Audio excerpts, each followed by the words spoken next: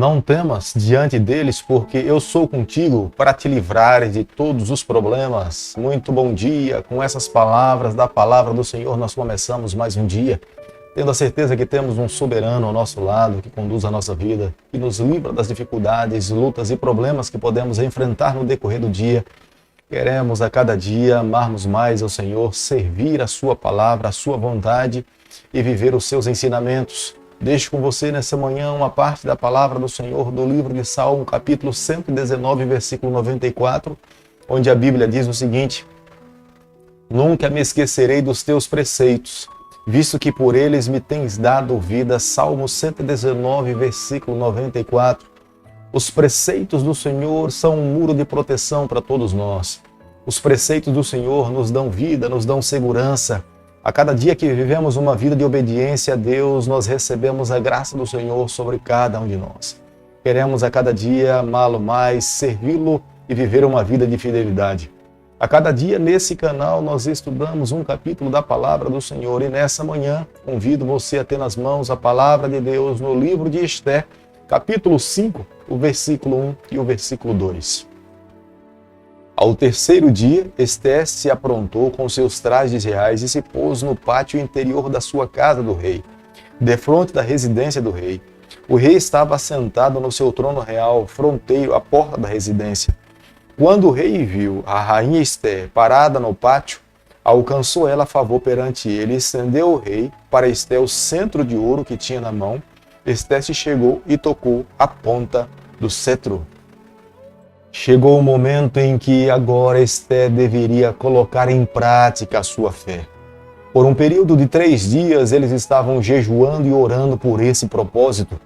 Agora, cada passo, cada movimento, calculadamente ela deveria dar, para que não demonstrasse presunção ou ousadia, mas que se manifestasse uma atitude de respeito, consideração diante do monarca. Creio que em cada passo que Esther dava dentro daquele palácio em direção ao rei Artaxerxes, os anjos do Senhor estavam ao seu lado, fazendo que as suas palavras, as suas ações criassem uma sincronia para impressionar e o Espírito Santo abrir o coração do monarca para que ele pudesse entender e aceitar o pedido de Esther. Quando caminhando em direção ao rei Assuero, ele a vê, estende o cetro como sendo uma demonstração de recebê-la, aceitá-la e estaria disposto, aberto a ouvir e aceitar o seu pedido. Era tudo o que Esther esperava. O milagre tinha acontecido. A mão de Deus estava sobre ela. Naquele momento ela pôde compreender a razão pela qual Deus tinha permitido que ela recebesse a coroa sobre a sua cabeça. Deus tinha um propósito para a sua vida. Ela foi escolhida como sendo a rainha do povo persa para proteger, para preservar o povo de Deus, a linhagem de Judá, de onde nasceria o Filho de Deus para resgatar os pecadores que estavam sob a face dessa terra. Geralmente é no terceiro dia onde se dão os momentos decisivos nas histórias bíblicas. Esther sabia do risco que ela estava correndo e em direção ao rei, mas ela sabia que não haveria uma outra possibilidade do milagre acontecer se ela não se colocasse numa área de risco. Ao entrar no palácio real sem ser convidada, ela já tinha violado a lei. Agora, o que lhe cabia era de fato caminhar pela fé, acreditar no braço do Onipotente e esperar que Deus pudesse intervir a seu favor. O rei Assuero entendia que alguma emergência tinha acontecido para que a rainha Esther saísse dos seus aposentos a ir de encontro ao monarca no seu trono. Esther, capítulo 5, versículo 3, a Bíblia diz o seguinte: Então lhe disse o rei: Que é que tens, rainha Esther, ou qual a tua petição? Até a metade do reino te se dará. A resposta do rei Assuero era uma declaração que ele estava com seu coração aberto para entregar a Esther o que bem ela quisesse. O rei era extremamente extravagante, tanto para o bem quanto para o mal.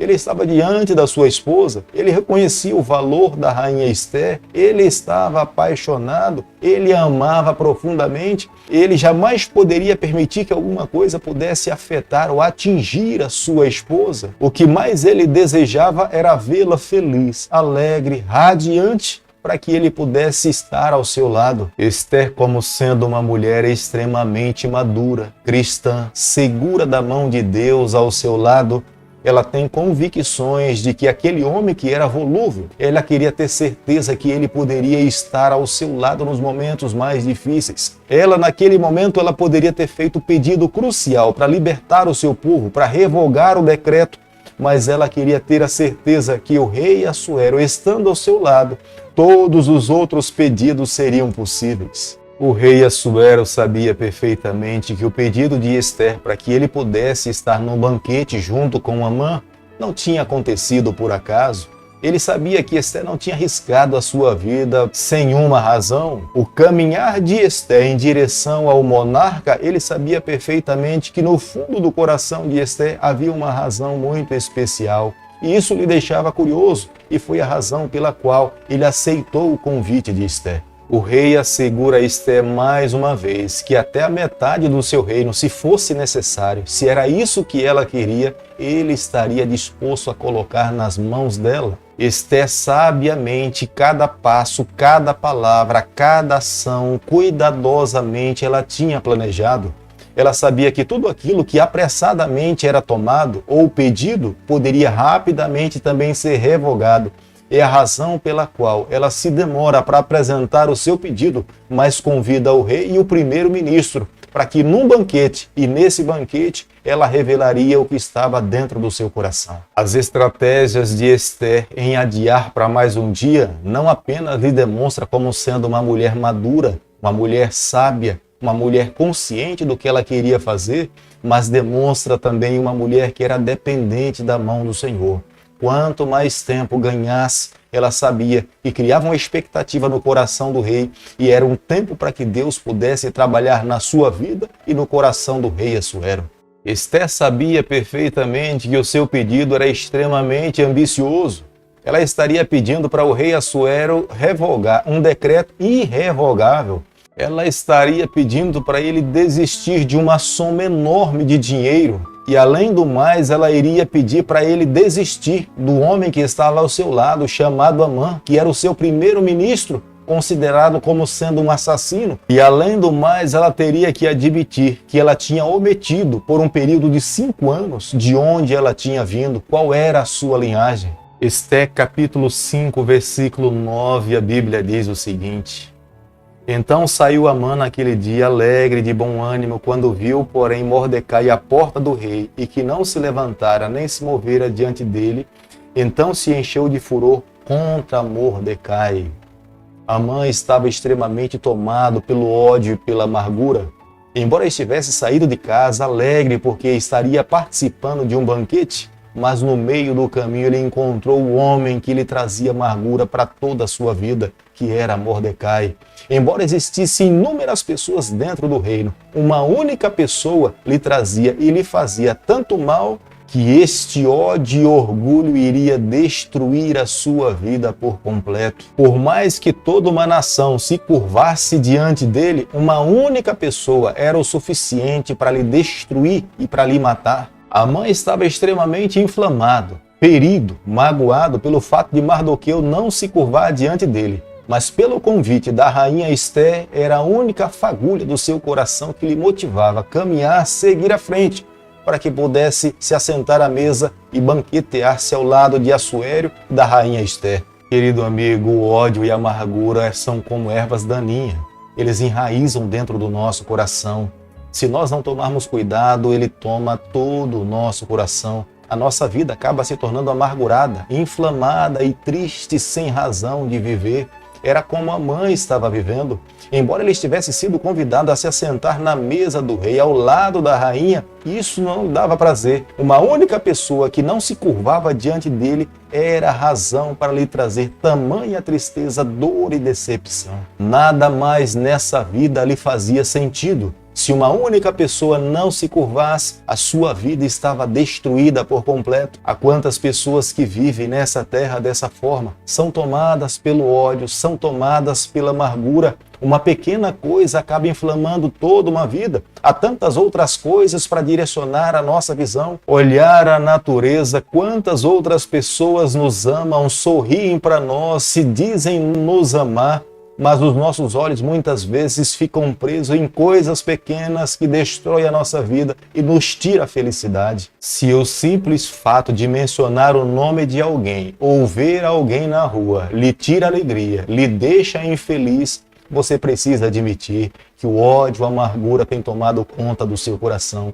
É necessário buscar a Deus, é necessário reconstruir os pensamentos, é necessário permitir que a palavra de Deus e o amor do Senhor transborde na sua vida. Como nós podemos ler no versículo 11, Amã tinha 10 filhos. Heródoto, que é um historiador contemporâneo, ele fala que os persas tinham prazer e era uma honra ter muitos filhos. Os próprios reis incentivavam as famílias a ter muitos filhos. Eles enviavam presentes para aquelas famílias que tinham muitos filhos. Embora Amã tivesse muita coisa pela qual ele deveria estar feliz, alegre, sua esposa, seus filhos, uma posição importante na corte persa, dinheiro no banco e tantas outras coisas, mas nada disso lhe trazia alegria. Uma única pessoa, Mordecai, não se curvando diante dele, era a razão para sua tristeza e até desgraça. Veja que os bens materiais não preenchem o vazio dentro do nosso coração. Nós precisamos de algo mais, nós precisamos de Cristo.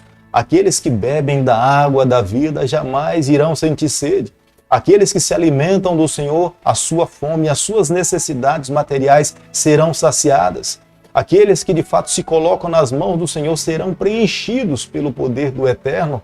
É por isso que nessa manhã eu convido a você, quanto mais nós abrirmos o nosso coração para o Senhor, mais Ele tomará posse da nossa vida, mais o nosso coração estará cheio do Senhor, mais as nossas necessidades serão supridas e nós teremos forças para alcançarmos a vitória diariamente. É a própria esposa de Amã que sugere que ele peça ao rei para construir uma forca de 22 metros de altura. O objetivo é que no momento em que Mordecai estivesse sendo enforcado, todas as pessoas pudessem saber a razão pela qual Mordecai estava morrendo.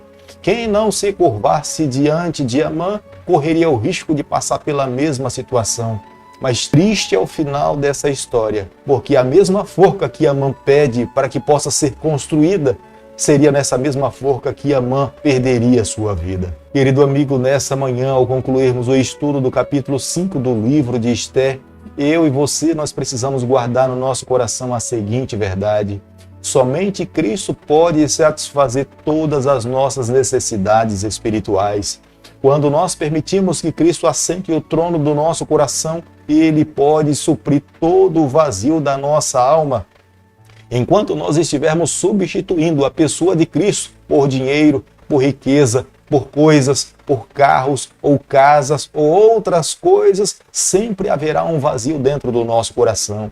Mas quando nós permitirmos que a água da vida, o pão vindo do céu, alimente a nossa alma, nós teremos forças suficientes para vivermos uma vida feliz. É o meu pedido a Deus nessa manhã, que Ele tome conta do nosso coração, que nós permitamos que Ele conduza a nossa vida. Vivendo dessa forma, tenha certeza que a mão do Eterno estará sobre cada um de nós. Querido Pai, nas Suas mãos nessa manhã nós nos colocamos, confessamos as nossas falhas, nós abrimos o nosso coração, nós queremos ser do Senhor por toda a nossa vida. Fica conosco no decorrer desse dia, é o nosso pedido e a nossa oração, que nós fazemos em nome de Jesus. Que o Senhor te abençoe e te guarde. Ele faça resplandecer o seu rosto sobre você. E Ele tenha misericórdia de você. E sobre você nessa manhã Ele levante seu rosto e conceda a sua paz em nome de Jesus. Amém.